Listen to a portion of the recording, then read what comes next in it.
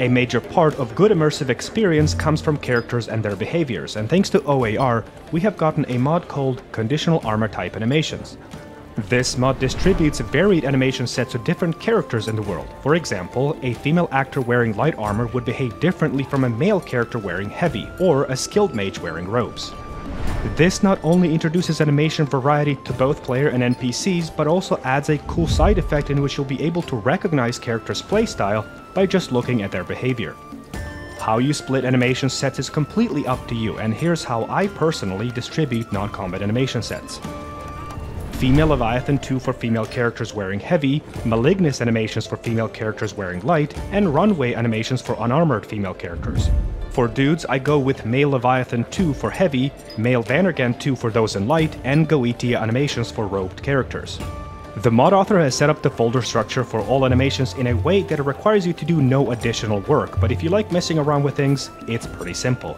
OAR allows you to remove or add conditions to your heart's content, and you will be able to adjust conditions such as armor types being worn, player-only conditions, actors' age, and even their magic school and magica pool levels. Let's check out some gameplay mods and begin with Gods and Worship, a feature-heavy religion overhaul that allows you to dedicate your life to worshipping a deity and in return receive divine strength.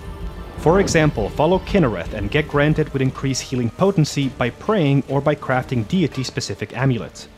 Be charitable and donate to the causes deemed worthy by Kinnereth, and climb to the rank of an acolyte, gaining friendly status with all animals and spriggan creatures. Become a disciple and, on demand, receive an animal aspect boon, each giving different bonuses to your character. Follow the God of Time, Akatosh, and pray and craft his amulet to gain direct cooldown reduction to your shouts.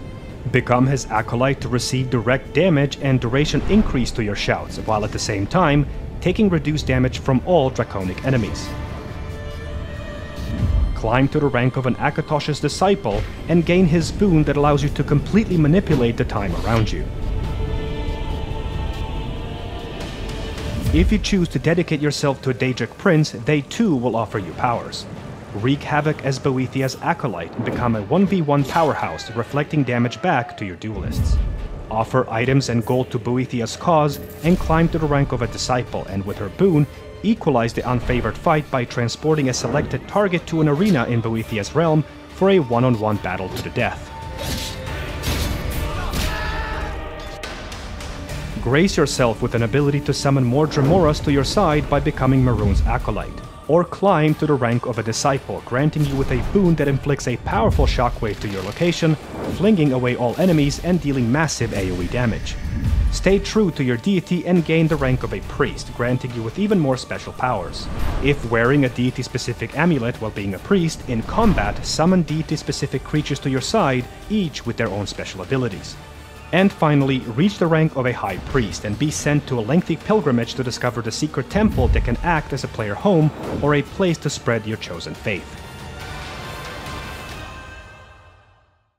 Happy to announce our community has partnered up with Displate. If you're looking to spice up your room with high quality art, Displate has got you covered.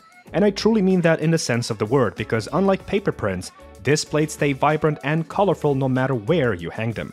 And since Displate offers licensed designs, you can get your hands on extra detailed art from your favorite games, movies, or TV series. And yes, Skyrim and Fallout 4 art is included, which is what I'll be getting my hands on.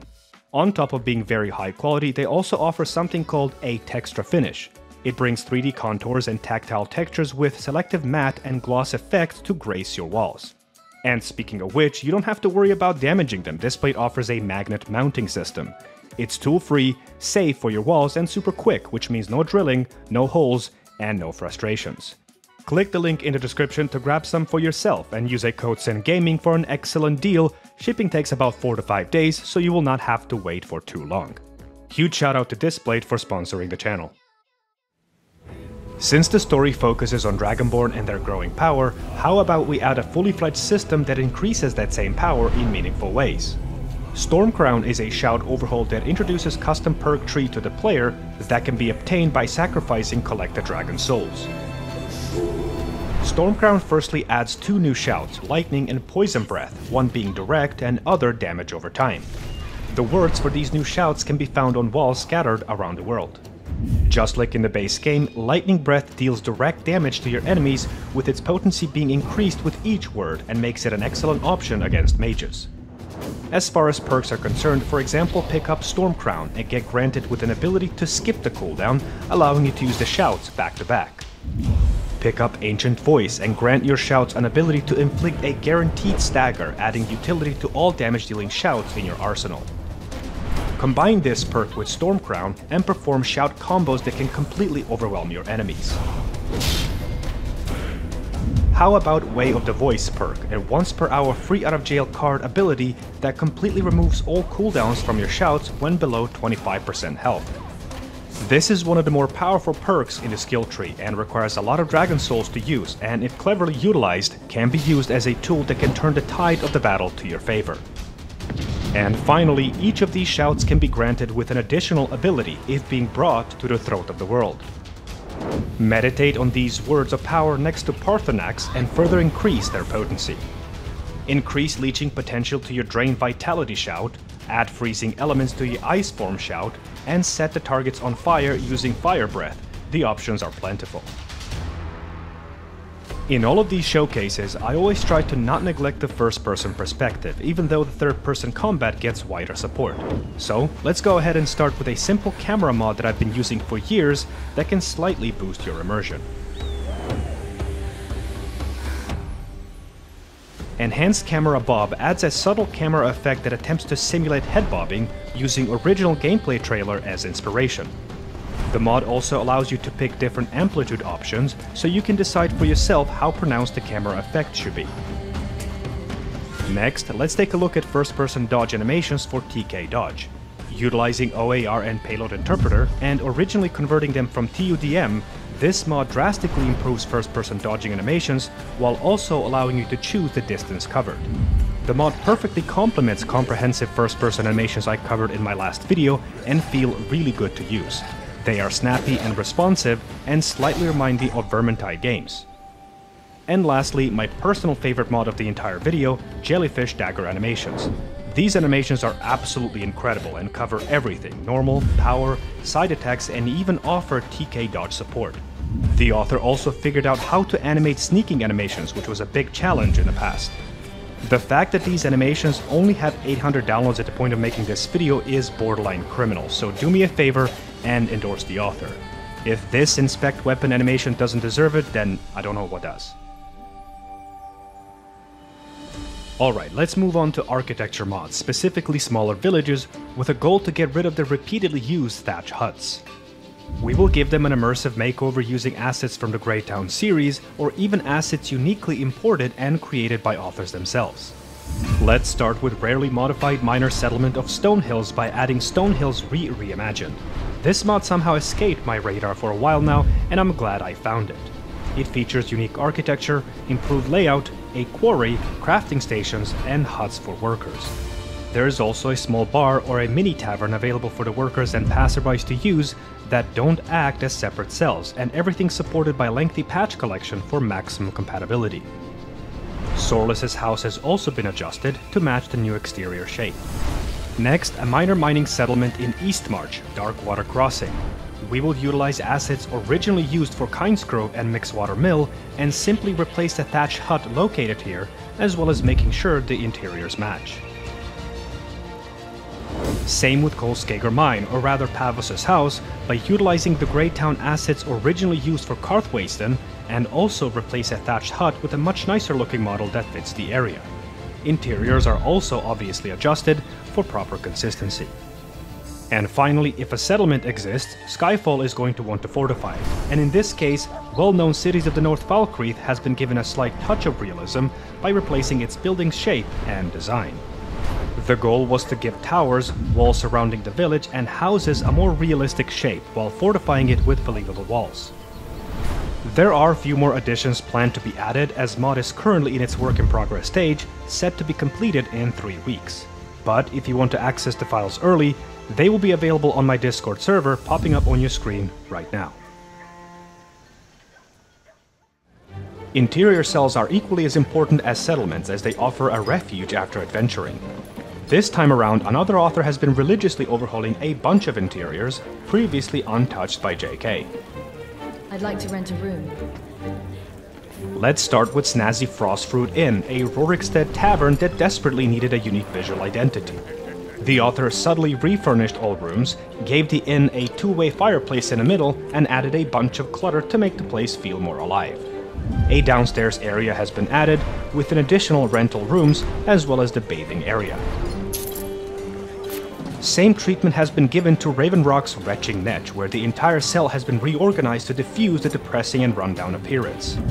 Several fireplaces have been added, as well as Morrowind-themed furniture, pottery, and other miscellaneous clutter. A bunch more rooms have been introduced and added to the cell, making the entire place feel more lived in. Next in line is Honningbrew Meadery, a big point of interest for a Thieves Guild quest. First, a small porch area has been added to the exterior, however, the main focus is the interior cell. And you guessed it, same principle, more clutter, decorations, and location-relevant objects done tastefully and without going overboard. And lastly, the most significant overhaul was done to Blackbriar's Lodge, a cell that doesn't reflect the wealth of this influential family. The mod drastically changes the entire cell, adds a new housekeeper, new bedrooms, and refurnishes everything, turning the place into a true mansion worthy of the Blackbriars. Let's move on to the visual overhaul part of the video and begin with Flora improvements. Majority of grass mods opt into fantasy visual, which makes sense as it is the most sought out option. However, if you're interested in something more realistic looking, you can try Wildlands Renewal. From the author of Nature of the Wildlands, the vision for this grass was realism with a touch of artistic style. The mod author ensured that all grass models have a higher poly count, which makes them accurate, gives them more volume, as well as a more natural appearance, while also carefully adjusting subsurface scattering and specular for the best visual results. Another goal was to give all biomes unique visuals, so Reach will have a green ground cover, while Whiterun Tundra a mix of yellow and red hues. And speaking of Whiterun, might as well improve the sleeping tree located in its tundra. Fancy Sleeping Tree Replacer is a great option, providing an amazing looking model, while also offering a bunch of options exceeding expectations for a simple model replacer. And lastly, let's overhaul the most neglected tree model in the game, a Camtical Tree. With this simple mesh and texture improvement, say goodbye to low poly tree model and its quest item that are quite an eyesore in Aurora's Glade. The ENB preset is a difficult pick, especially since, like grass mods, most choose fantasy visuals. And since the preset I visually consider the closest to the term semi-realistic has recently received an update, it's time for another showcase. Rudy ENB for Cathedral Weathers is a top pick by many, and for a good reason. The preset doesn't have over-the-top ENB features, but rather a pleasant color palette that is an improvement to the original game, achieving this with non-aggressive effects. The most recent update pushed out by Rudy and Zengdar introduces a new lookup table, as well as adjustments to the color palette favoring colder hues, with a goal to correct the color distortion. Visual changes have been added to most weathers by CW, mainly cloudy weathers that now utilize cloud scattering feature, supported by reactivated cloud shadows. As in the past, Rudy ENB remains a king of interior cells, and the new update doesn't change that in any way. I haven't noticed too many visual changes indoors, but Zengdar says that bunch of INI files have been adjusted to fit the new lookup table and the ENB color palette. Subsurface scattering has also been drastically improved for nice skin visuals for all characters. The only drawback of this preset is the performance impact, as even the beefiest of PCs will notice a slight reduction in frames per second. A quick message to authors: if you have a mod you want showcased, don't hesitate to contact me. While I do scour Nexus daily, I frequently miss mods I would have otherwise showcased. For everybody else, for the sake of efficiency and straight-to-the-point content delivery, I've kind of neglected addressing you directly, and since apparently we're reaching 90k subscribers soon, I want to change that and express my gratitude for the incredible support given to the channel. So, sincerely, thank you. I truly mean it. But I'll cut the rambling there. Thank you for watching, and I will see you guys in the next video. Take care.